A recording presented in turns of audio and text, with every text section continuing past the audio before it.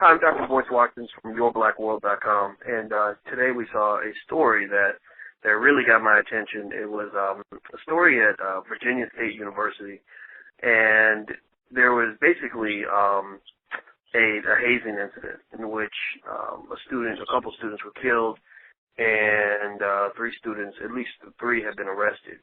And anybody who knows anything about anything that I have said about hazing knows that I have very little patience for this kind of ignorance. And not that I think that the beautiful tradition of Greek letter organizations is anything less than exceptional, but in my book, kids are supposed to go to college to learn, not to die.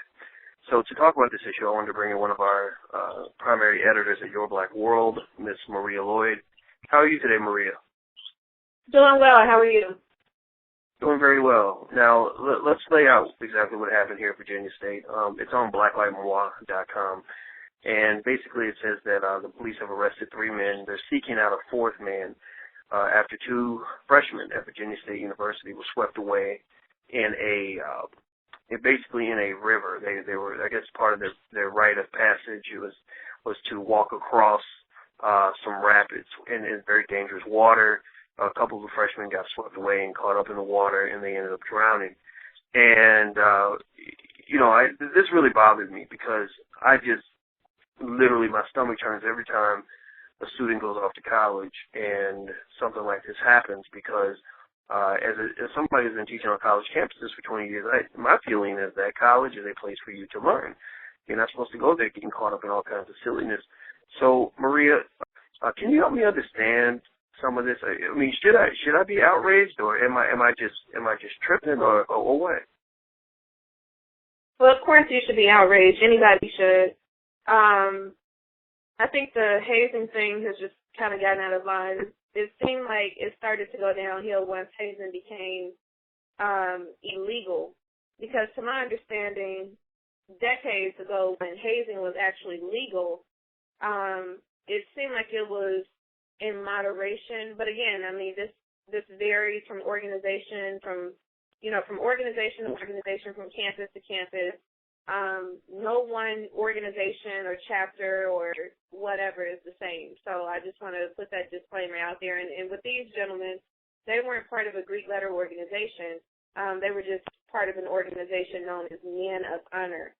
So obviously, the loss of lives is never, I don't think it's ever the intent of the individuals who are facilitating the hazing process, as well as the persons who are participating in it.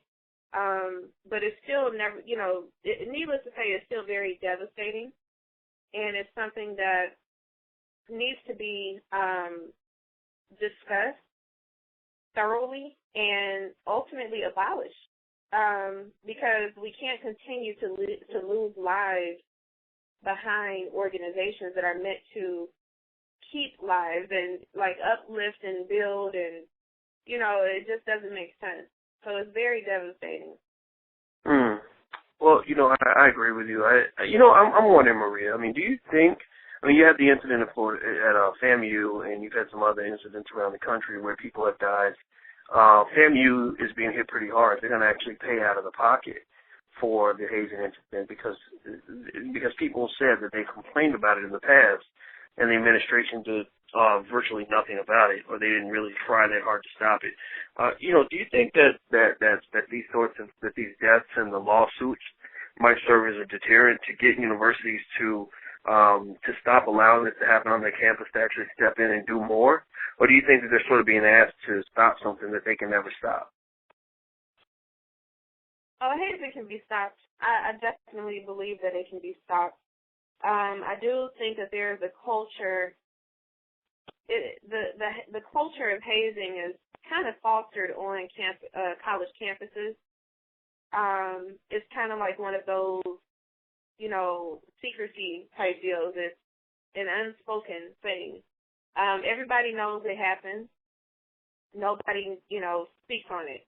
And when I say everyone, I mean in terms of the administrators and things, they know when something is going on, but no one says anything about it. It can be stopped. it can be stopped. I mean, between technology and just, again, really just creating a culture where there is literally zero tolerance for it, all the way down to the faculty. Meaning, if a faculty member notices that their a student has a student that was once a stellar student has become a very mediocre student and seems to not be as focused as they used to be, et cetera, et cetera. Well, I think even faculty members should start getting involved in questioning what's going on with that student. So I definitely believe that college campuses foster a hazing environment, and I think it's just understood. Well, I have a secret. I have a confession to make, Maria. I'm a snitch. When it comes to somebody being hurt, somebody's life being affected, I'm the biggest snitch ever. So I would not be cool in the hood. If you're talking about stop snitching, don't tell me, because I'm a snitch on the stop snitching movement. Because I believe that when children are being hurt, or when innocent people are being hurt, or young people are being hurt, or really any person is being hurt, I'm going to snitch. I'm going to tell. When I was in college, there was a young lady who was underage, and she had a boyfriend on campus, and her boyfriend was beating her up. The police came around. Nobody responded. Nobody said a word. This is back when I was at the University of Kentucky. And I said, you know what? No, this is stupid. This little girl, if her mother was here, she would want somebody to speak up for her. And I told the police everything. And what was crazy was that the dude got mad. Of course, he wanted to fight me, but he was little. I could have whooped him. And the girl was mad at me. The girl who I protected by telling the police she was being abused, she got angry at me. And so, but you know what? When I look back on that day, I'm so, not to say I pat myself on the back. I don't spend up my time patting myself on the back. But that's one of those times where I think back and I say, man, I'm so proud of that 20-year-old Boyce, that 20-year-old kid who spoke up and said, this is wrong. No, somebody's going to get hurt if I don't speak up. So that's what I say to young people, and parents. And when you go on these campuses, or when you send your children to these campuses, if you see something, say something. It doesn't make sense for students to go to college and to be killed or abused or harmed in some significant way. We got to change the culture. College is a place where you're supposed to not just learn, you're supposed to excel. You're not just supposed to study enough to get by. You're supposed to study enough to be at the top of the class. You're supposed to be studying on Saturday nights, not running to the Lil Wayne concert or trying to get crunk in the club and getting drunk and twisted every weekend and drink until you puke. Like, that's all stupid. So don't get me wrong. College is the most fun a person can ever have in life. But you should have fun in a way that's going to be safe and good for your future. And now I want to ask you this question, Maria. This is the part that just had me, had my eyes rolling. Am I correct when I saw that a couple of these guys involved in this incident were in their late 20s and 30s? Like, one of them was 35 years old and another was 29. I mean, were my eyes deceiving me on that? Yeah, no. Unfortunately, there was a gentleman who was in his 30s and the rest of them were in his 20s. And just to kind of piggyback a little bit, I want to add a perspective. When you were speaking about snitching and speaking up, and, basically if you know something about someone that's going through a hazing process, or if you are being asked to participate in a hazing process, you should speak up. I want to say that, again, I don't think that these people who are facilitating the hazing, I don't think they go into it with the intention of somebody dying. Because you have to remember, most of the time, and again, campuses, organizations, everything varies, but most of the time, the people who are facilitating the hazing went through the same process. So in their mind, they're thinking, well, if I did it, and the group before me did it, and the group before them did it, it's a generation of this process, decades of this process going on, or generations going on, and no one has died. So just to add a perspective, again, I'm not saying that the act is okay or anything like that, but I do want to add that perspective that I don't think most of these people go into these situations hoping or knowing that somebody is going to die. I doubt that, especially college-educated people. I just can't see them going into that situation. And then, two, there has to be accountability on both parts because although the college students tend to be younger than the other college students, or in this incident, the alums who are hazing them, they're still technically adults. So I don't think that it's totally fair to try to, place 100% of the blame on the persons who are facilitating the hazing, because the people who are participating in it, who are being hazed, have a decision to make. They can either be hazed or continue to, go through the hazing process, or, as you mentioned, they can speak up and say, hey, I don't want to do this, I'm out. I don't agree with this, I'm out. So I just want to kind of add that perspective. So it sounds like you're saying that abuse is intergenerational, which we know from a lot of families, that most child molesters were molested, most people who beat their kids were also beaten, and most people who haze somebody to the death were usually hazed themselves, which makes sense. And I think that it's up to all of us to find a way to break that cycle. I think that we, you're right, everybody's accountable. Everybody who participates, when you volunteer to let somebody do that to you, then you also should be held responsible. I do think at the same time that an 18-year-old freshman is impressionable, and I think that upperclassmen and the adults that are on that campus already also have a responsibility to understand the importance that they play in shaping the views of that young person. If an 18-year-old kid gets to campus and let's say they play on a basketball team and all the coaches and everybody tells them, oh, well, it's all about basketball, then you shouldn't be surprised when that kid is focused on basketball because they're thinking that this is the culture. Or when they get to college and they think that everybody drinks until they throw up, then sometimes that peer pressure affects them. When the mentors around you are taking those things lightly, then what you're at risk of is creating an 18-year-old alcoholic. And so I think that to your point, I agree with you 100% that we all have accountability. I just think that the adults have greater accountability. Every year older you get, you are able to play a greater role in shaping your environment. So if an 18-year-old comes to Syracuse University and me, I'm 41, if I influence that 18-year-old to do something they shouldn't be doing, I am more accountable than that 18-year-old is, and speaking of old people, I've got to get back to this whole thing about these guys being 35 and 29 years old. Let me tell you this, Maria. When my mama was 35, she was a grandmother. My daughter was born when my mother was 35, going on 36 years old. Why in the hell is a 35-year-old, in a city like Chicago, they got grandmas that are like 29 sometimes. It's pretty bad. But in all seriousness, though, and I admit I had my baby when I was young, so this is obviously not normal.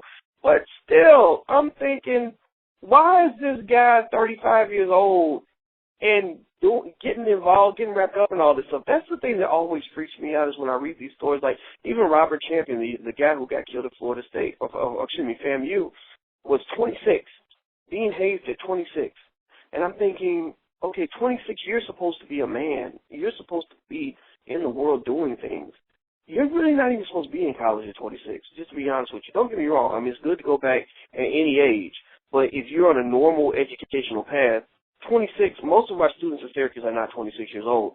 So when people get in their late 20s and 30s, and they're getting involved in this silly extracurricular stuff, I have very little patience for that. I just don't get that. Help me try to get that. I mean, what is your take on the fact that these guys were so old? I mean, am I just tripping on this? Well, again, it goes back to that generation of the hazing. I'm assuming that with the 35-year-old, this is something he is very passionate about. He's very passionate about this organization. Maybe this organization played a huge role in his life. Maybe it transformed him in a positive way. So again, I don't think anybody out there went out there that evening expecting somebody to die. I don't think that was the intention. I think that these were people who strongly believe in this organization for whatever reason. obviously it must have been something positive that the organization, created or presented for them. So these are men, in my opinion, these are men who were just merely supporting something that they love. So while it sounds crazy, and again, I'm not taking up for the action, I'm just trying to provide a different perspective. And when you're passionate about something, especially an organization that has brought, so many opportunities your way, I can see how someone would make that decision to, quote unquote, give back in a way that, basically to give back or contribute to the hazing process so that these young men can go through the same thing that they went through at their age. Because maybe when they went through it, it really was a life, a transformation for them. It changed their lives in what they may have considered to be a positive way. Unfortunately, those young men died. So that's it. They don't, and again, I just don't think that I don't think any group, any persons involved in hazing activities, I don't believe that they go into it thinking that somebody is going to be seriously hurt or someone is going to die. Well, and well, I agree with you. Go ahead. I'm going to jump in here and ask you this though. If you look at all the people that are in prison for manslaughter right now, however many thousands there are, how many of those people do you think started off doing what they were doing, thinking that somebody was going to die? Whenever you're late for work, how many times do you leave the house thinking that you're going to be late? Whenever you do something that is very costly or hurtful to yourself or to someone else, how often do we really plan on hurting somebody else? And I think that that's kind of the issue here, that, we may not plan to hurt, but we may fail to plan, so to speak. I mean, just, you sort of throwing out a retarded version of that old cliche. And what I will say is that I think that some degree of thought and foresight should be expected on individuals that know, look, if you're doing certain activities, there's a chance somebody's going to get hurt. But there's a reason they tell you to stay away from, violent rapids that can sweep you away and with the undercurrent and kill you. There's a reason why, when I was at Indiana in grad school, I remember a guy he was pledging a fraternity, and they were putting cigarette butts out on his tongue. And I'm thinking, well, no, maybe nobody planned on him going to the hospital that night, but they had to know that the things that they were doing to him that night could send him to the hospital. So I mean, what do you think about that? I mean, can we just let them off the hook by knowing that they weren't planning on killing anybody? I mean, can they get, criticized or perhaps held accountable for the fact that they were just being irresponsible? Oh, absolutely. I mean, I definitely think that they should be criticized for not thoroughly thinking things through, but I also think that the persons involved who participated in it, once the process was presented to them, should have, thought things through too and said, man, this looks kind of dangerous. Maybe I shouldn't do this. But yeah, absolutely. I mean, I definitely believe that they should be criticized for their lack of, planning and thinking. Now, there was a point that you made, and I cannot remember. Okay, you know what? We know how your short-term memory works. I work with you every day. I see you forget stuff all the time. So, but if you want to go back to the point, we can. But I have a feeling we're not gonna find it. Probably not. But you know what? I know you're a smart cookie, and that was the reason why I wanted to talk to you about this topic. And so, first of all, I want to say thank you very much for your time, Maria. I really appreciate it. Well, thank you for inviting me to engage in this conversation. Absolutely. And for those listening, thank you for checking us out at yourblackworld.com. And until we meet again, please stay strong, be blessed, and be educated. We are gone. Peace.